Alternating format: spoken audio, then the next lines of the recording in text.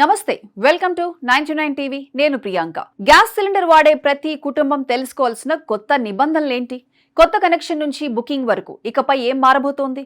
ఉజ్వల subsidy తగ్గడంతో ఎవరిపై ఎక్కువ ప్రభావం పడనుంది? స్విగ్గీ ద్వారా గ్యాస్ సిలిండర్ ఇంటికే రావటం ఎలాంటి మార్పుకు నాంది పలుకుతుంది? పైప్ గ్యాస్ తీసుకుంటే పాత ఎల్పీజీ కనెక్షన్ ఎందుకు సరెండర్ చేయాలి? సాధారణ వినియోగదారుడి జీవితాన్ని ఈ కొత్త మార్పులు ఎలా ప్రభావితం చేయబోతున్నాయి? ఇప్పుడు దేశవ్యాప్తంగా చర్చకు దారితీసిన ప్రశ్నలు ఇవే. భారతదేశంలో వంటింటి గ్యాస్ ప్రతి కుటుంబానికి అత్యవసర అవసరంగా మారింది. ఒకప్పుడు కట్టెల పొయ్యి, కిరోసిన్ స్టవ్లపై ఆధారపడిన కుటుంబాలు ఇప్పుడు దాదాపు పూర్తిగా ఎల్పీజీ గ్యాస్ పై ఆధారపడుతున్నాయి. ప్రభుత్వ సంక్షేమ పథకాలు, గ్యాస్ పంపిణీ వ్యవస్థ విస్తరణ, గ్రామీణ ప్రాంతాలకు కూడా కనెక్షన్లు అందుబాటులోకి రావడంతో కోట్లాది కుటుంబాల జీవన విధానం మారిపోయింది. అందుకే గ్యాస్ కు సంబంధించిన ప్రతి చిన్న మార్పు కూడా నేరుగా ప్రజలపై ప్రభావం చూపుతోంది. ప్రతి నెల గ్యాస్ ధరల్లో మార్పులు రావడం సాధారణమే. కానీ ఇప్పుడు ధరలతో పాటు connection, booking, delivery, subsidy, digital సేవలు, పైప్ గ్యాస్ వంటి అనేక అంశాల్లో కొత్త నిబంధనలు అమల్లోకి వస్తున్నాయి. ఇవి వినియోగదారులకు కొన్ని సౌకర్యాలు కల్పిస్తూనే కొన్ని కొత్త బాధ్యతలను కూడా తీసుకొస్తున్నాయి. ఈసారి వచ్చిన ముఖ్యమైన మార్పుల్లో ఒకటి కొత్త గ్యాస్ కనెక్షన్ ప్రక్రియ. ఇప్పటి వరకు కొత్త కనెక్షన్ కోసం దరఖాస్తు చేసిన తర్వాత కొన్నిసార్లు రోజులు లేదా వారాలు వేచి చూడాల్సి వచ్చేది. ఇప్పుడు Bharat petroleum, Bharat light zip పేరుతో కొత్త సేవను ప్రారంభిస్తోంది. దీని ద్వారా చాలా తక్కువ సమయంలోనే కొత్త కనెక్షన్తో పాటు వేగవంతమైన సిలిండర్ డెలివరీ కూడా అందించాలనే లక్ష్యం పెట్టుకుంది. ప్రస్తుతం కొద్ది నగరాల్లో ప్రారంభమైన ఈ సేవను దశల వారీగా మరిన్ని నగరాలకు విస్తరించనున్నారు. అంటే భవిష్యత్తులో గ్యాస్ కనెక్షన్ తీసుకోవడం కూడా మొబైల్ ఫోన్ కొనుగోలు చేసినంత సులభంగా మారే అవకాశాలు కనిపిస్తున్నాయి. మరో ఆసక్తికరమైన మార్పు గ్యాస్ డెలివరీ రంగంలో కనిపిస్తోంది. ఇప్పటివరకు గ్యాస్ కావాలంటే ఏజెన్సీకి ఫోన్ చేయడం లేదా యాప్లో బుకింగ్ చేసి కొన్ని రోజులు వేచి చూడాల్సి వచ్చేది. ఇప్పుడు స్విగ్గీ, ఇన్స్టామార్ట్ వంటి క్విక్ కామర్స్ ప్లాట్ఫామ్ల ద్వారా చిన్న సిలిండర్లను ఇంటికే వేగంగా పంపించే విధానం ప్రారంభమవుతోంది. ముఖ్యంగా 5 కేజీలు, 10 కేజీల కాంపాక్ట్ సిలిండర్లు విద్యార్థులు, చిన్న కుటుంబాలు, అద్దె ఇళ్లలో నివసించేవారు, చిన్న వ్యాపారులకు ఎంతో ఉపయోగపడే అవకాశం ఉంది. గతంలో కూరగాయలు, పాలు, మందులు మాత్రమే ఈ సేవల ద్వారా వచ్చేవి. ఇప్పుడు గ్యాస్ సిలిండర్లు కూడా ఆ జాబితాలో చేరడం వినియోగదారుల అలవాట్లలో పెద్ద మార్పుకు సంకేతంగా కనిపిస్తోంది.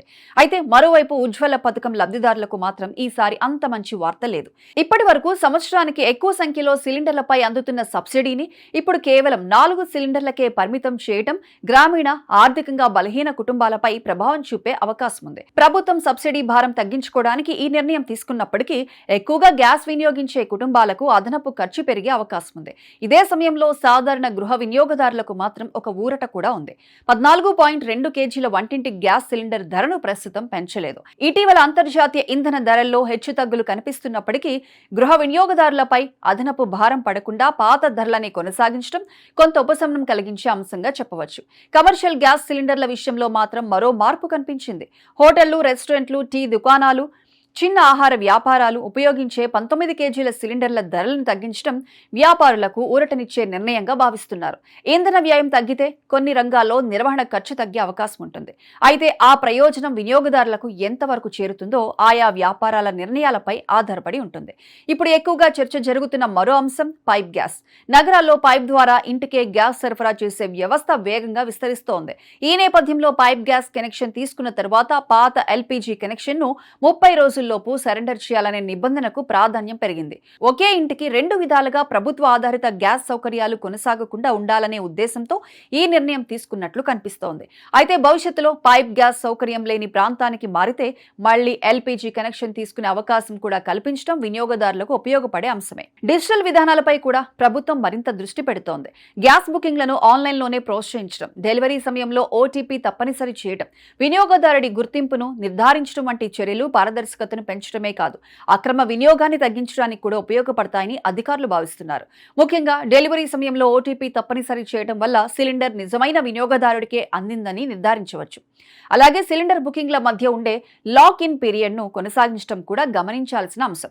పట్టణాల్లో 25 రోజులు, గ్రామాల్లో 45 రోజుల గడువు కొనసాగటం వల్ల ఒకే కనెక్షన్ పై అసాధారణంగా ఎక్కువ బుకింగ్లు జరగకుండా నియంత్రించే అవకాశం ఉంటుంది. అదే సమయంలో నిజంగా ఎక్కువ వినియోగం ఉన్న కుటుంబాలకు ఇది కొంత అసౌకర్యం కలిగించే అవకాశం కూడా ఉంది. మొత్తం మీద చూస్తే ఈ కొత్త మార్పుల్లో రెండు స్పష్టమైన ధోరణులు కనిపిస్తున్నాయి. ఒకవైపు వినియోగదారులకు మరింత వేగవంతమైన సేవలు, డిజిటల్ సౌకర్యాలు, కొత్త డెలివరీ విధానాలు అందించడానికి ప్రయత్నాలు జరుగుతున్నాయి. మరోవైపు సబ్సిడీ వ్యయాన్ని నియంత్రించడం, పంపిణీ వ్యవస్థను క్రమబద్ధీకరించడం, అక్రమ వినియోగాన్ని అరికట్టడం వంటి పరిపాలనా చర్యలు కూడా అమల్లోకి వస్తున్నాయి. ఇకపై గ్యాస్ వినియోగదారులు కేవలం సిలిండర్ ధరలు మాత్రమే కాకుండా బుకింగ్ విధానం, ఓటీపీ నిబంధన, సబ్సిడీ అర్హత, పైప్ గ్యాస్ నిబంధనలు, కొత్త డెలివరీ సేవలు వంటి అంశాలపై కూడా అవగాహన కలిగి ఉండాల్సిన అవసరం ఉంది. ఎందుకంటే ఇవి నేరుగా ప్రతి కుటుంబ ఖర్చు, సౌకర్యం, సేవలపై ప్రభావం చూపే అంశాలు. రాబోయే కాలంలో గ్యాస్ రంగం మరింత డిజిటల్ గా, వేగవంతంగా మారే అవకాశం ఉంది. అదే సమయంలో ప్రభుత్వ వ్యయ నియంత్రణ, సేవల పారదర్శకత, వినియోగదారుల ధృవీకరణ వంటి అంశాలు కూడా మరింత కఠినంగా అమలయ్యే అవకాశాలు కనిపిస్తున్నాయి. కాబట్టి గ్యాస్ వినియోగించే ప్రతి కుటుంబం ఈ మార్పులను తెలుసుకొని వాటికి అనుగుణంగా వ్యవహరిస్తే అనవసర ఇబ్బందులను నివారించవచ్చు.